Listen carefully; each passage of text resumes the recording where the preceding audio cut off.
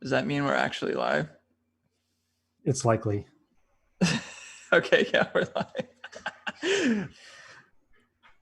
Would you like to take it away for us? Nah, dude, you go ahead and intro. Go All ahead and right. intro it. Welcome, welcome, welcome, everyone. It is fantastic to be live once again with my good buddy Colton. We're going to be talking about stellar community funding. We've talked about this in the past, but it was kind of looking forward to a future date when it would actually all go live. And lo and behold, that day has finally arrived.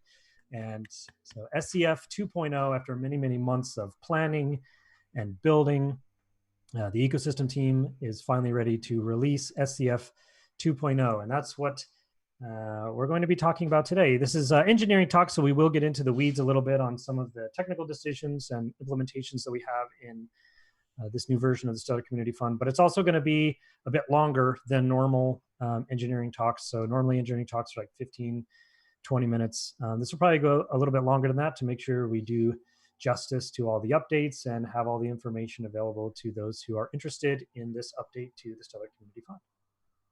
Yeah. So I've got my my fancy slide deck open here, and we're just going to start walking straight through this. I think it's worth taking a little bit of a look back as well as the look ahead to kind of see where we've come from and to understand a little bit better why, as well as where we're going. So to kind of inform our discussion here, let's look at our mandate. So Stellar has a mandate, and the SDF is aiming to follow that. This is something we make public, and if you just type in Google Stellar Mandate, you can find this particular quote somewhere buried in there with all the other missions and visions and mandates that we follow at the SDF when building Stellar. The Stellar Community Fund, so one of our allocations of lumens, is dedicated towards the Stellar Community Fund, this community funding initiative. And it gives the broader Stellar community the opportunity to vote on which projects deserve XLM grants. This is a very unique fund in that it is the only one that really gives the greater community a direct opportunity to impact the allocation of XLM grants. The SDF has a pool of lumens that it has mandated to give out in certain scenarios and to certain entities to accomplish specific goals and tasks.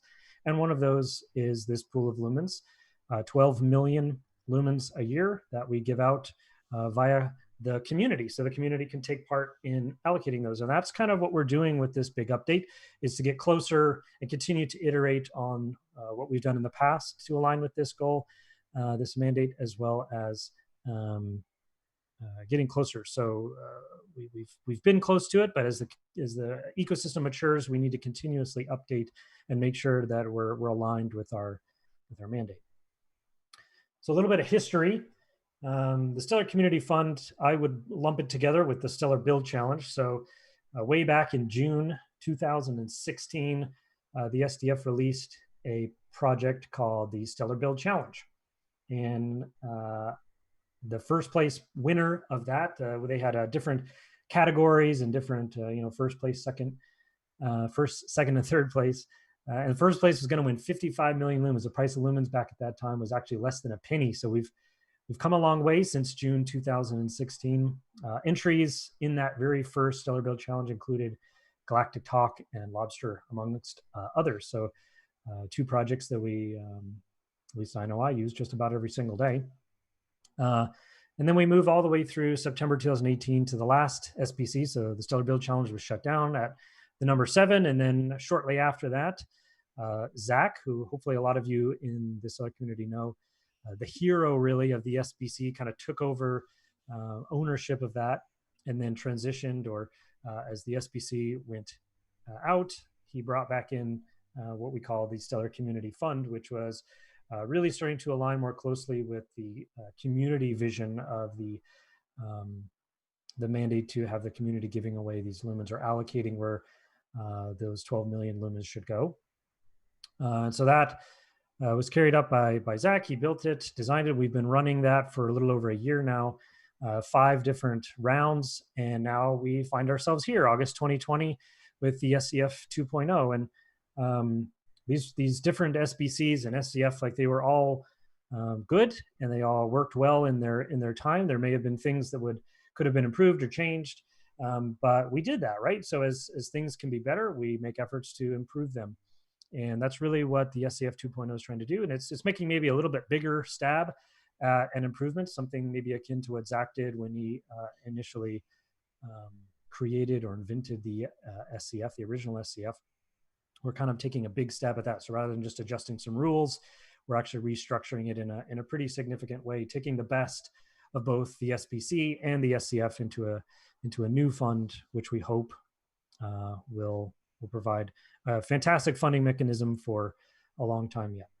Before you keep going, I do think it's worth highlighting the very first round of SCF. Do you remember how voting took place? I do, yes. The very original round of SCF, we did a vote in a Reddit thread where people just like typed in their preferences or their votes, and we had to like hand count them. Zach hand counted them, then I hand counted them, and then a community member came up with a script to help count them. So we were like manually counting comments in a Reddit thread. So even SCF 1.0 has come a long way since the very first iteration.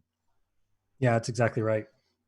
We're always trying to iterate. And a lot of it, again, like it's not that something was bad and we're trying to make it good. It's that as the ecosystem matures and we have more members, more participants, and interest grows, necessarily the fund itself needs to change to better suit and host the kind of growth that we're seeing. A little bit of a fun fact, the SBC and SCF is actually where I came from.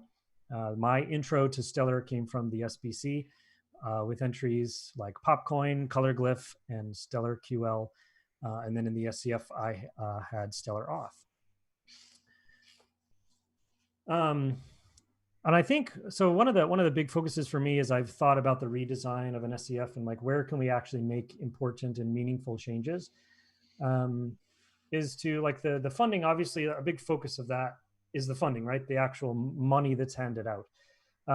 But Stellar community funding is as much about people and relationships as it is about giving money away. If you talk to winners or participants that really took the SCF or SBCs seriously, a large majority will say that the relationships and feedback that they received were actually more valuable than the money that they received. The money is obviously helpful, and that's why you're here.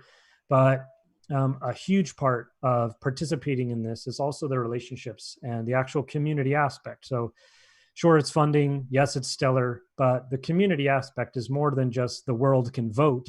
It's also the world can participate.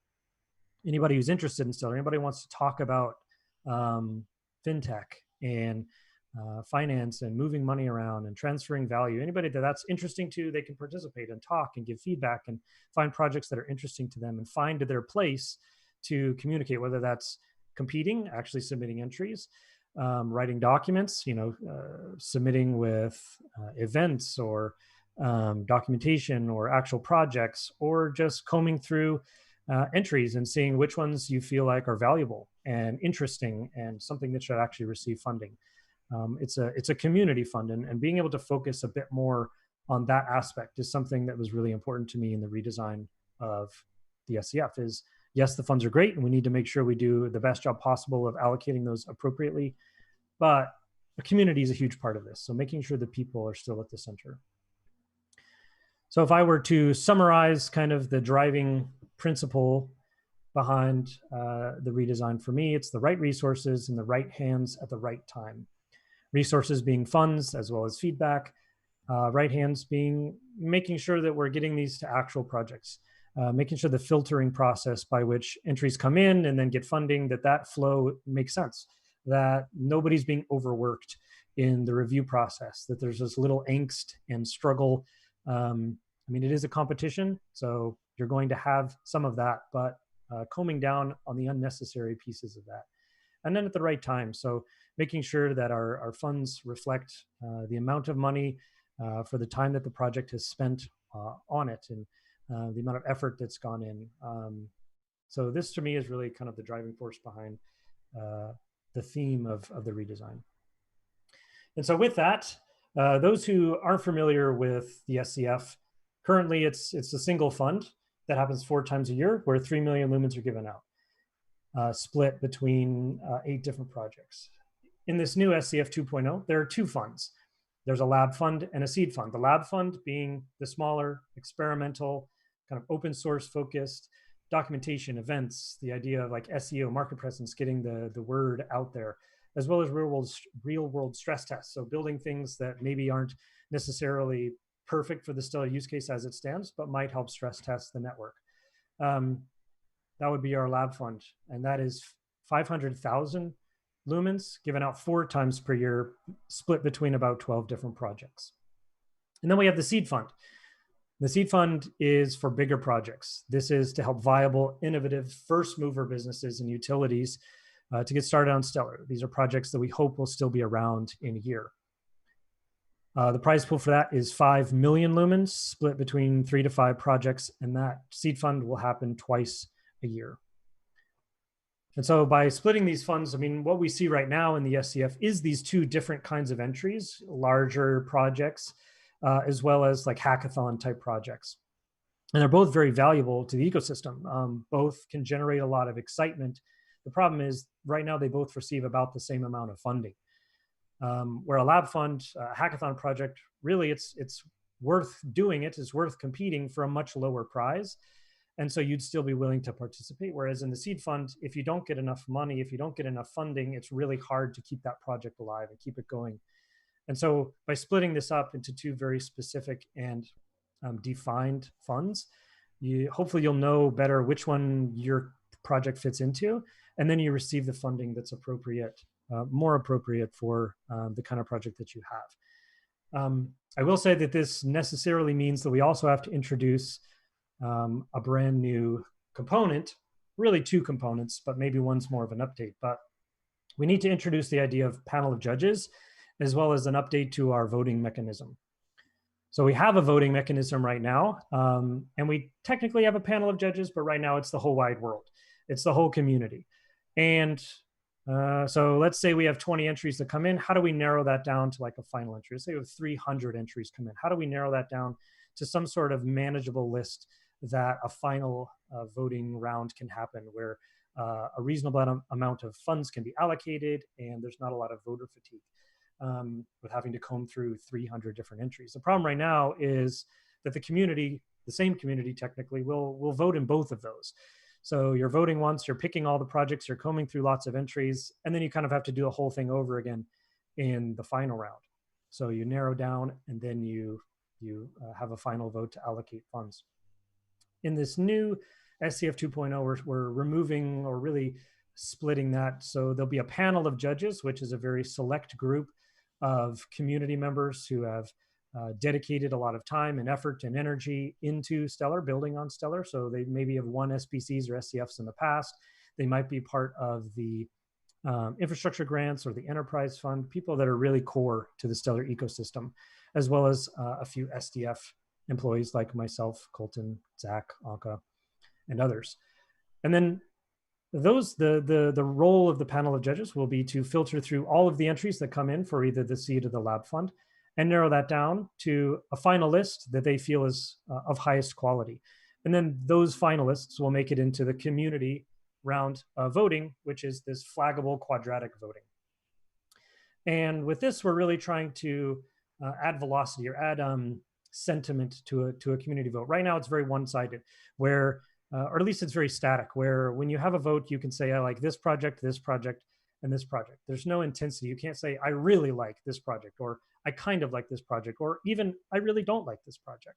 All of those sentiments are quite important to ensuring that the actual amount of lumens, the voting power, allows the sentiment, or that curve, to most closely represent the actual community sentiment that's participating in that voting round. And we're hoping that through this flaggable quadratic voting that we can achieve that. This is kind of more of the technical aspect of this talk. And Colton is actually, he's the one who sold me on the idea of quadratic voting. And I'm going to hand it over to him for a little bit. I'm going to bring up a screen here with a demo of quadratic voting, and then just kind of let him explain where we stumbled upon quadratic voting, how we've implemented ourselves, and why we think it's worth trying. Yeah, so we kind of came across quadratic voting when looking at how the sort of Ethereum ecosystem handles funding, and in particular, a project on Ethereum called Gitcoin. They have this sort of funding mechanism called quadratic funding, which is another flavor of sort of quadratic voting, where basically they allow a group of people to make donations to a project. You basically take the square root of each project or each donation, you like add them all together, and then you square that and you kind of get a matching number for that pool of donations. And so we kind of borrowed from that idea, and took the sort of original iteration of quadratic funding, which is ultimately quadratic voting. And like Tyler was saying, this idea of quadratic voting allows you to specify intensity towards your preference of a vote. So in a traditional voting system where it's just one person, one vote, you have this problem where when you're voting for multiple projects, you can't express how positively or negatively you feel about that project. And we thought, you know what, since we're doing this community vote, we want experts in the community to be able to double down on projects they really like. We want people who are avid users of a project to double down on projects they really like. But we also want people to be able to give super valid opinions about projects they really like. So if they think something is overperforming, then they can also downvote that project, which I think Tyler will show in this demo here. So I'll kind of let you show how it works. And it's much Sure. more intuitive once you kind of start clicking around and get a feel for how the voting mechanism works. But we have a better explainer on the website, and we also have some resources we can provide for anybody who wants to sort of hear it out or learn more about it. Yeah, absolutely. Yep. And I think it's worth mentioning too, like this is an experiment in a Yeah, sense. 100%. Because I mean, Colin will remind you every single time that like we're trying this. I think it's going to be fantastic. We'll see. That's the beauty of the SCF is we get to iterate and make improvements and really see what works and what doesn't. But to kind of go through a demo here, um, ultimately there's a prize pool, right? So you've got an amount of money that's being allocated by percentage vote. So as votes are given for or against a project, their percentage compared to other projects changes. And that necessarily means the amount of prize money that they're winning changes. And this is something that we really want to highlight in the new voting design, which, by the way, this is a demo. This isn't actually what the voting site looks like. But this is a good demo, very clean. And I hope it will help kind of allow you to play around with what you have in quadratic voting. But as you have, like, let's say we really like this unbranded wood and soap project, and we would like to give it some votes. We would like to say, I like this project. If you give it a single vote, you'll see right here, by adding a single vote, you're going to give it $27.69. And so that is going to increase this number by that 27 to get us to this number. You've added 27.69, but that 27.69 has to come from somewhere. And it came from all these other projects. 227 from here, $3 and 2 pennies from this project. And like, that's how you can kind of upvote, downvote. You can sort of take money from other projects and allocate it here. But it's important to understand that that's what's happening as you start to add votes to a project. Or really, you start with this number of credits. And then as you vote, those credits are burned. And the quadratic, the scaling part of this happens as you start to upvote or downvote a particular project multiple times. So if I click this again, it's going to be 2 votes, but 2 times 2 is 4.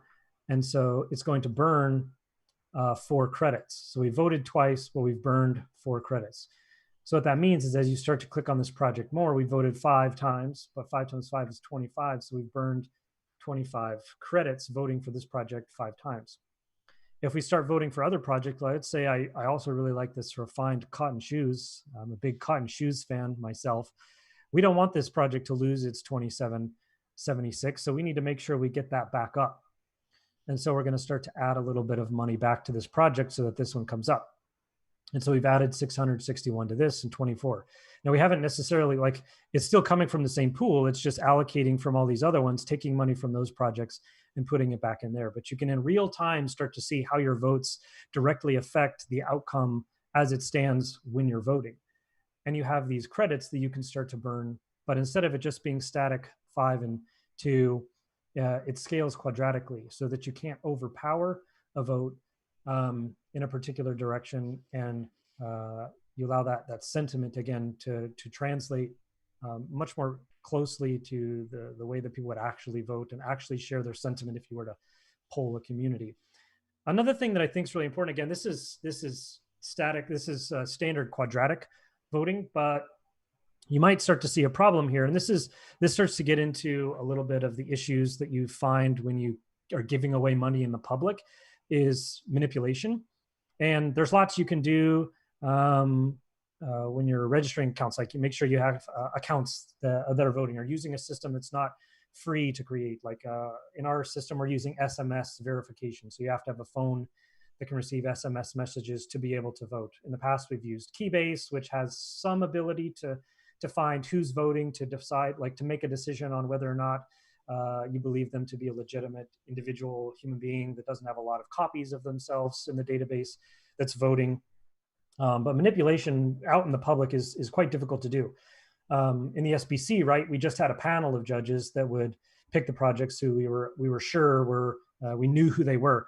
But when you open that up and you say, well, let's open this up to a real community vote, it's great until the word starts to get out and you start to see, wow, we can actually win a lot of money, and the manipulation becomes much more worth it. And if you don't increase the friction, if you don't add a layer of friction, then that manipulation will just start to scale. And that's really what we've seen in the past, particular two SCFs, 4 and 5, and really, really strongly in 5. You can go back and read our postmortem on SCF 5, where voter manipulation just kind of blew out of control. And we knew this was going to be the case because we were using Keybase, and it's free to create a Keybase account. And so once people start to get the word, it's like, oh, I'll just create a free Keybase account and start using that to vote. And so you have to find ways to counteract that. And so circling all the way back to quadratic voting, it's not enough to just allow kind of sentiment changes. You also need the ability to sort of flag things. So if a particular project is way overperforming or underperforming what you believe they should, like let's say this project down here, well, let's say Refined Granite Chair, just it's taking off. We like, this is, their website doesn't even work. Why is this project doing so well? You might be tempted to use all of your credits, right? 10 times 10 is 100 credits to burn and try and get them down from where you believe, you know, they shouldn't get this much. Like, they don't have anything. Why are they getting this much? But the problem is, by downvoting them 10 times, you haven't really affected the vote at all. You've just tried to counteract the bad acting that you believe that they're doing. And so a better alternative is adding this idea of flaggable quadratic voting, where rather than using all your credits to counteract a bad actor, you just put a sentiment. So I want it to go up. I feel like this is underperforming, you know, like somebody's attacking this project and downvoting it and they shouldn't. And then I'm going to use 16 credits in this case to add a flag that basically just says, hey, moderators, can you please take a look at this? Something's fishy. And you could also go in the other direction too. You say, this is way overperforming. I think somebody needs to take a look at this. The panel needs to take another look. Something's fishy with this. But now you've only burned a few credits to make that flag, and you still have, in this case, 83 left to just carry about your normal business of upvoting and downvoting other projects as you please. So rather than having to spend all of your credits on counteracting bad actors, you can just flag it. The panel will take a look at it, and you don't have to worry about it anymore. You can carry on with your vote. And I think that's really important in the iteration process of figuring out the best way to have an open community fund where you are giving away a relatively large amount of money, and manipulation is going to happen. It's just, how do we counteract that?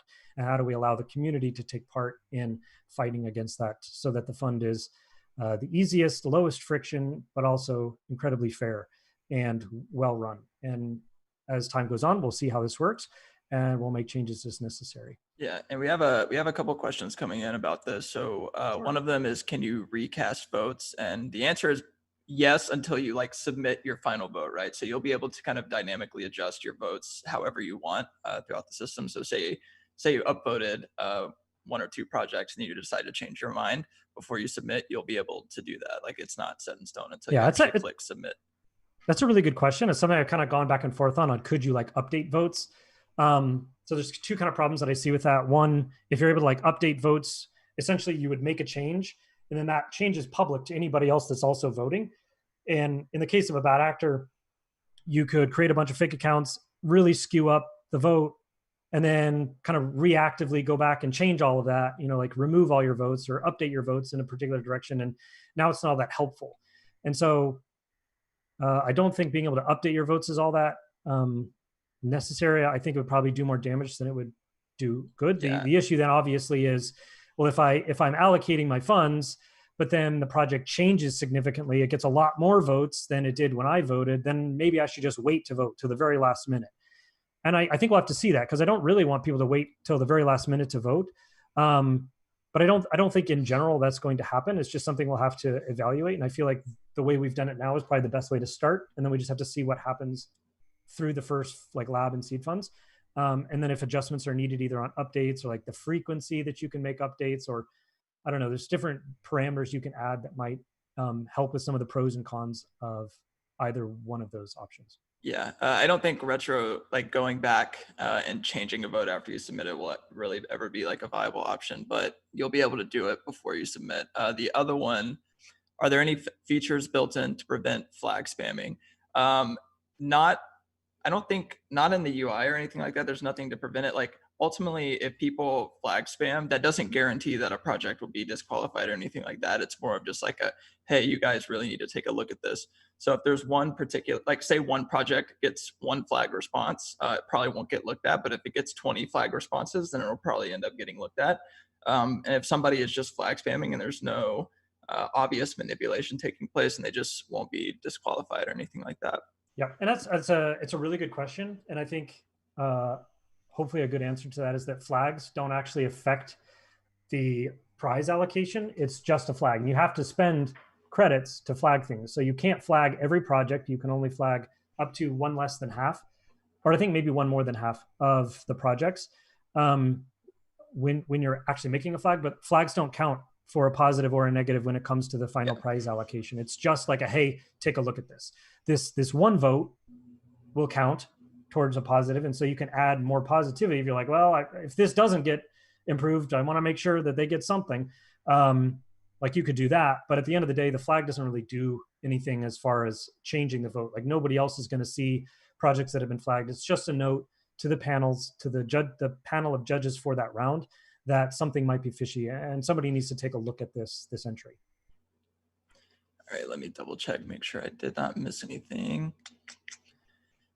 Okay, I think we're good on like the specifics of quadratic voting. The other, did we touch on why we think like linear distribution is not ideal? And we did not, Colton. Would you like to wax eloquent? Sure, let's talk about linear distributions. So one of the big and we call it a problem, but it's easy to say this in hindsight, but one of the big problems we identified with the current model of SCF is that the distribution of funds is really linear, right? Like if you look at it on a graph, it looks like something like that. But the big problem with that is that the complexity of any given project in a round can be very different. So like a project that gets second place in one round could be like a full-on business, and the project that gets second place in another round could be like a hackathon project. And if you have this linear distribution of funds, that means those two projects got the same amount of money just based on which round they submitted. This isn't ideal, obviously, because those projects are of varying quality. They need different amounts of money to function properly. They need different amounts of money to scale up properly. So the reason we consider quadratic voting is that the community can kind of decide, okay, look, this project it needs way more money than the project next to it in the competition. And so we can allocate our votes proportionally and get them more money. In the current voting system, you just literally can't do that. So we wanted it to be more dynamic. Somebody just asked another question. Sorry, that distracted me. Anyway, so we wanted the allocation of funds to be more dynamic, to be able to fit the needs of the projects who were submitted, and then allow the community to fit those needs with their vote as well. Yeah, yep, absolutely. And I think like a linear, when you don't have a quadratic system or you don't have a panel of judges, you have to be really careful with how you allow votes to be allocated, because it would be really easy for the wrong project to receive a ridiculous amount of money through manipulation. And so you kind of counteract some of the manipulation by not allowing a project to vote for themselves 3 times or only. And so you enforce like, okay, in the final round, for example, right now, you have to vote for 3 projects. You can't just vote for yourself. And that's really important, because if there is a project that's kind of running away with the vote, they still have to allocate two of their percentages. They're 33, 66 technically percent of their vote has to go to other projects.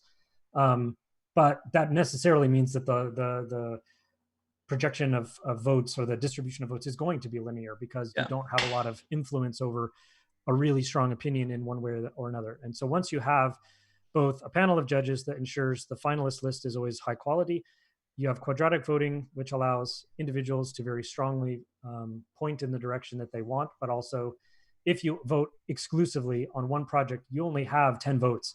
Whereas if you spread it out, you have up to like 100 votes. Like you can really spread that out, your influence out over a large range of projects if you want to.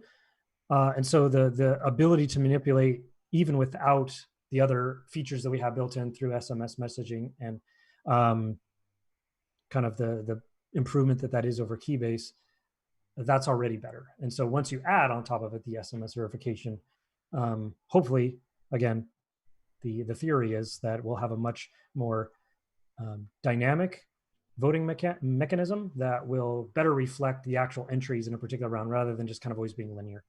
Yeah, for sure. And like, even, if it ends up being a problem where like we have first place always way outperforming or something like that, you can always tweak quadratic voting. Like, for example, you Mm-hmm. can remove one of the, like, you can reduce the credits from 100 to 99, and all of a sudden, in order to vote, that requires you to distribute your tokens across, I think, 3 projects or something like that to use all of them. So you can make small tweaks like that, and it can have, big effects. So if there comes a time Yeah. where it feels like we need to make changes like that, we can easily do so. One of the projects that came up was, or not projects, questions, was, will we be able to engage judges ahead of time to address any concerns they may have regarding technical feasibility or other issues? Yeah, fantastic question. Absolutely, you will. The panel of judges is probably going to be about 10 individuals per round, and there'll be a lot of discussion back and forth on the projects that they feel the panel feels are potential for finalists. And there's still some, like, the panelists, like, we're going to have to figure it out how the judging actually works. Like, if you only have to go through 20 projects, 30 projects, that's relatively easy to do, and to give a bit more hands-on experience for every single entry. Whereas if you have 500, which I think our last SBC had something like 500 entries, not everybody's going to be able to be reached out to. And so there'll be a little bit of back and forth. And you need to make sure that your entry is really strong and really solid. And you don't feel like there should be a whole lot of back and forth, because what you've put out there is really good. You need to put your best foot forward and really make an impression and make an improvement, and not assume that if I put something out there that's kind of half-hearted, that it still has a chance because someone will reach out to me. That may or may not be the case. So I would always encourage entrants to really put maximum effort that they feel is worth it for them into their entry. And then as the panelists go through the entries, hopefully you get someone to kind of adopt your project and start reaching out and kind of provide some of that relationship and that feedback. And if not, the community is always available. Like, there's a ton of people out there that are never going to be on a panel, but that can still provide feedback for your project and help you improve it, so that when it does come time for the next lab fund or a seed fund, your project's even stronger. But it will be important to kind of serve yourself first in this competition, particularly as we continue to grow and have more entries, to not assume too much of our panelists, but to make it as easy as possible for them to recognize that your project is insane, that it's amazing, and it deserves a little bit of a longer look. In the same way that you would make a pitch to any other fund, any other funding opportunity. Really make that strong sort of elevator pitch, if you will. Yeah, and somebody asked if the quadratic voting demo is on GitHub or if it'll be on GitHub later. It might be. I can make sure we put that up. Okay. For sure, yeah. It would be good for other people to look through that. You can obviously play around with it at fqv.versal.app, but I'll make sure I have the code available for review and tweaking. Sweet. And then somebody said, if a project is very ambitious, its product has to be way more advanced than others because people can sell the idea that they need way more funds when this is not true. Yeah, of course. I mean, that's kind of the nature of like a competition, right? You have to sell people on your vision and what you're building anyway. And if somebody does a better job of selling the fact that they might need more funding or something like that, and the community supports it and wants to get behind it, that's, more power to those people, right? Like they've done a good job of pitching the community. And it can also be the case that a project very obviously needs way more funding, but they do a way worse job of pitching their idea to the community, and they won't receive as much funding. That's kind of like an inherent feature of competitions, rather than like some problem that you can kind of easily solve outside of having, one entity pick where money should go. Yeah. Yeah, and I think it's worth speaking to that a little bit, particularly as somebody myself who competed in both the SBC and the SCF. It's not crazy easy. It isn't easy to win these competitions, but Right. if you treat it serious and you treat it for the fun that it is, and really put your heart and soul not just into the code and into your idea and kind of I don't know, attaching yourself personally to your project, but kind of saying that this is a community effort. I want to make something that's valuable to other people. That necessarily, like, if that's a priority of yours to make something that other people care about, necessarily that means you're going to promote it. You're going to talk about it because you want people to use it. You want it to improve their lives. If you're just making something that's fun and you don't really care if people interact with it or benefit from it, again, that might be a really good lab fund entry, but you're still going to need to market. You're still going to need to get people's eyeballs on it and some buzz around it. And that can be a little bit challenging, I think, as developers. To like think about, how do I promote this thing? I just want to code it. And I understand that challenge, but it also gives you that opportunity to kind of get a leg up on other developers or entrants that aren't willing to do that. And like, we want projects to win, not just because they did a good job, but because other people are going to use the project that they're building and see the value and get it. If you build something amazing but nobody knows about it, that's kind of sad. That's unfortunate. And I'd like to see amazing projects get visibility. And I want to help with that, as well as you taking that effort and putting it out there. But it's both of us. The actual fund itself, putting face time onto the projects that are highest quality and putting the most effort in, as well as you really selling that and saying that I've built something and it's amazing and here's why, doing blog posts and putting a little bit of good care into the design, the actual UI and UX, thinking through what would it be like to judge this project and how can I improve that, making sure that they're a good demo username and password available if your project has a login barrier, like simple things like that, a video explainer, showcasing your team, putting your face on a camera, like those things can really go a long way. And that's not like the SCF's the only fund that's like that. Anywhere you try and get funding, anywhere that it's a competition, that's going to be true, that those who put the most effort into communicating and selling their project, they're going to do the best. Particularly if they've spent a lot of time actually making their project good, right? Like, you don't want to promote something that really isn't all that great. But if you have both of those things together, like maybe skip a round of Lab Fund and really dive into having both of those pieces, a really good project and really good marketing and really good blog posts, and combining both of those things together to really give yourself the best chance at succeeding in the lab or in the seed fund. Yeah, and it is worth noting, like, I think going forward in different rounds of SCF, we're going to try to do a really good job of like highlighting what made projects Mm-hmm. successful in any given round. That way, like, everybody can kind of learn from each other, and there's not this like black hole of you trying to figure out, what Yeah. do I need to do to perform well in SCF. I think we're going to try to do a way better job of getting that information out there, so everybody can kind of learn from each other, and it makes the competition, better for everybody. Yeah, absolutely. Yep. Some blog posts on how to place well in the SCF. What are judges looking for? Like, again, adding the relationship piece and putting a little bit more focus on that. I think treating the SCF like it's a product, like it's a thing, rather than kind of just something that's also going on somewhere out there. Or, good luck, as it's kind of been a little bit in the past. Trying to focus a little bit more on this is really important to the ecosystem, and building up the resources and the marketing and the communication and relationship aspect of the Stellar Community Fund, so that it just provides that really strong opportunity to get funding and recognition for the work that you're doing in Stellar, and really incentivize you to want to build on Stellar and to give you the right route to succeed, whether that's through funding, relationships, building, going from the lab fund to the seed fund, from something fun to a business. Like, there's a lot of different tracks that individuals can take.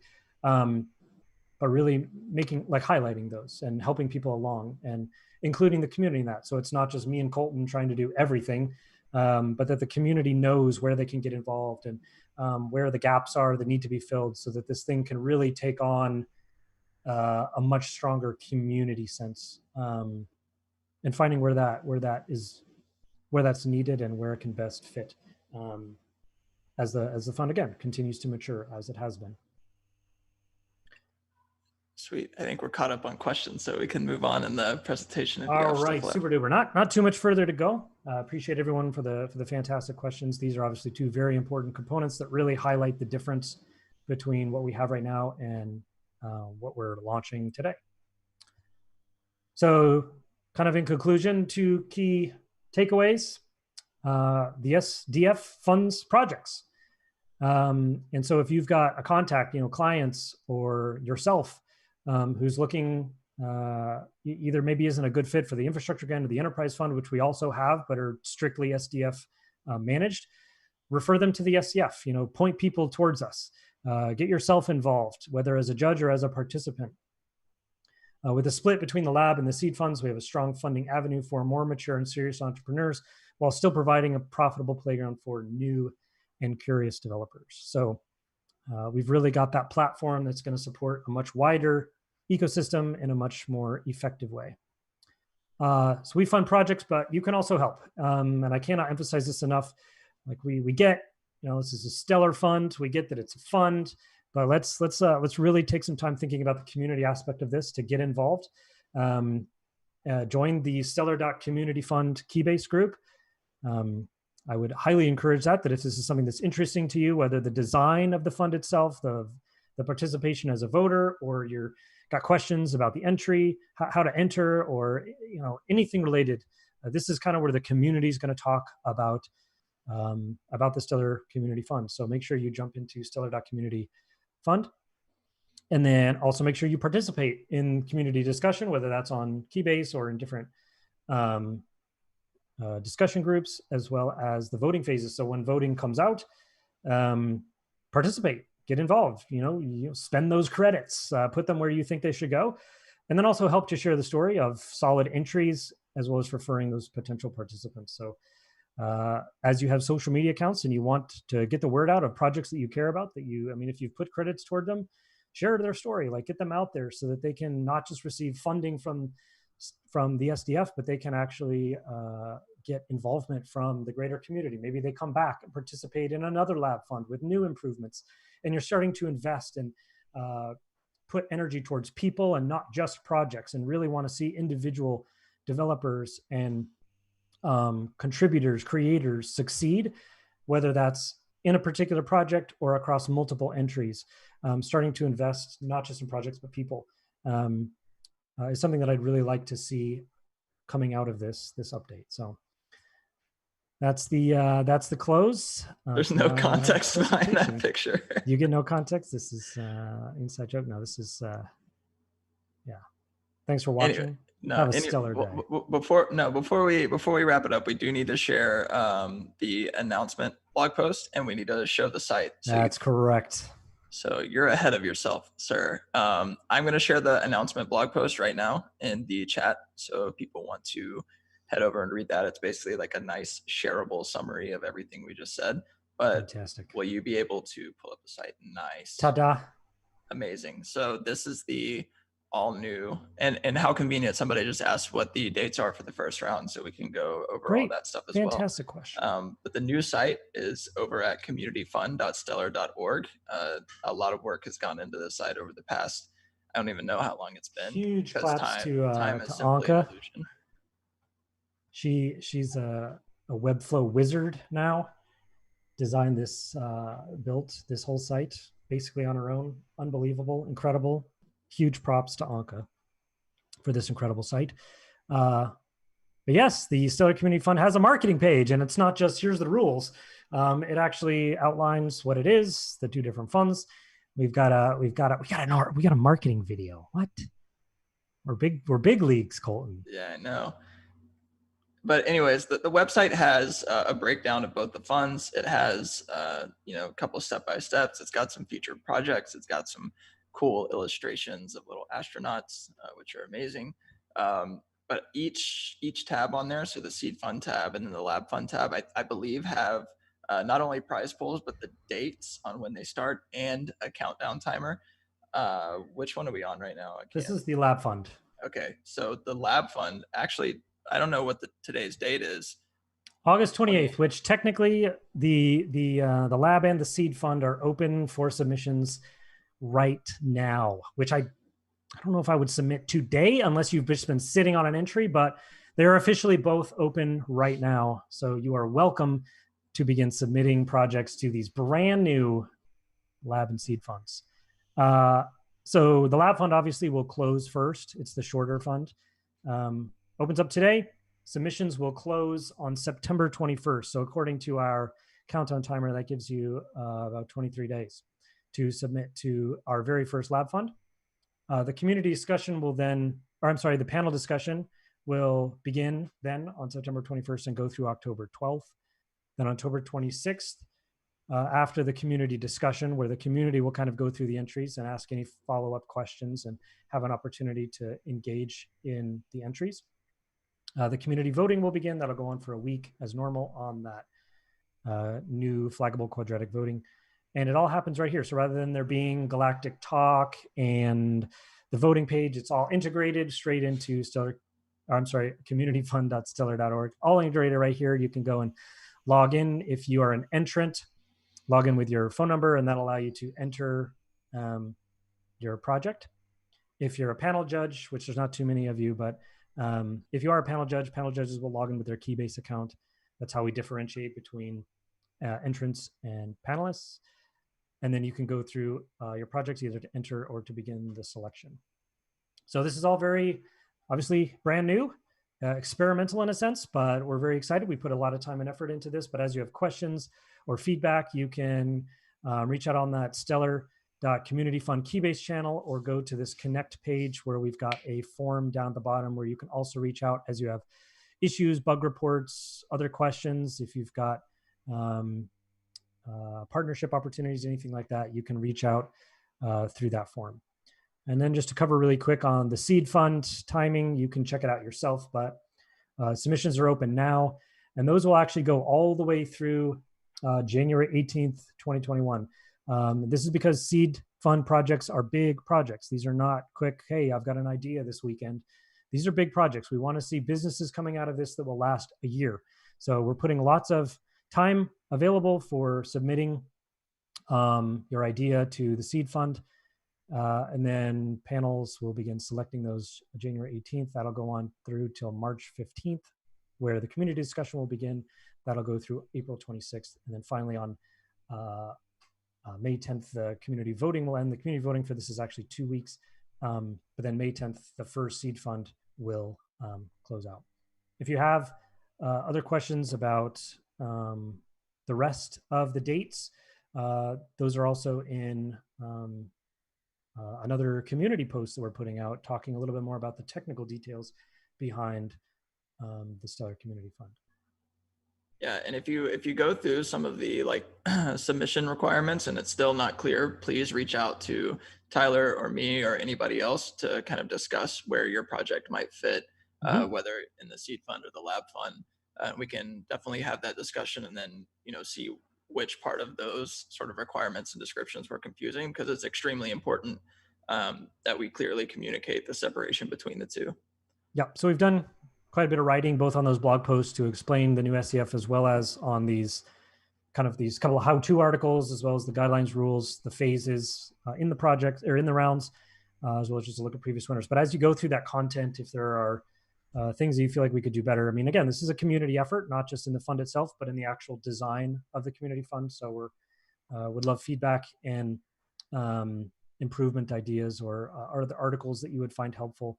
You can always submit those through that form or just in the Keybase group to make suggestions. Sweet. And I think we've been going for a long time, so we can wrap this thing up. Yeah, I mean, I'm super excited. If you can't tell, we've spent so much time on this. As someone who used to participate, like, this is the fund I would have wanted. So I'm so happy and excited to have this live. Can't wait to see what people build. Watching to see how it continues to mature and iterate. I would love to see the community get more wrapped up in the community fund and engaged, and have a bit of ownership around what it is and how it operates. So excited to be at a spot where we can finally launch this new thing and really be continuing from a strong place to continue our community fund efforts in aligning with the mandate that we have for this particular allocation of lumens. Sweet. Thanks, everybody. Yep. Thanks, guys. As you have questions, again, reach out. Otherwise, it's been a lot of fun explaining it, walking through it, and can't wait to see what you build. And hopefully it won't be too long before we have another one of these live hangout shows. Maybe even next week. Stellar Podcast live next week. There's the plug.